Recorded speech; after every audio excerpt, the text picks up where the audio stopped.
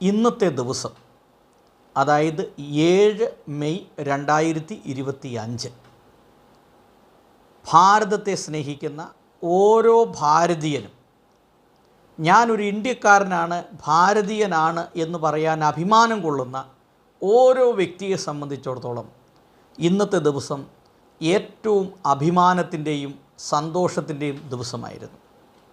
എന്നാൽ ഇസ്ലാമിക് മത തീവ്രവാദത്തെ പ്രോത്സാഹിപ്പിക്കുന്നവർക്കും പാകിസ്ഥാൻ്റെ തീവ്രവാദത്തെ പ്രോത്സാഹിപ്പിക്കുന്നവർക്കും പാകിസ്ഥാനോട് കൂറുള്ളവർക്കും അതുപോലെ ഹിസ്ബുള്ള, ഹൂത്തികൾ,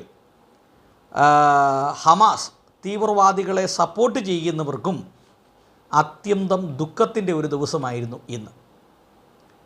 ഇന്ത്യൻ സേന, ഇന്ത്യയുടെ ധീരനായ പ്രധാനമന്ത്രി നരേന്ദ്രമോദിയുടെ നിർദ്ദേശപ്രകാരം പാകിസ്ഥാൻ്റെ തീവ്രവാദ കേന്ദ്രങ്ങളിലേക്ക് ഇന്ത്യൻ സേന അതിശക്തമായ ആക്രമണം നടത്തി.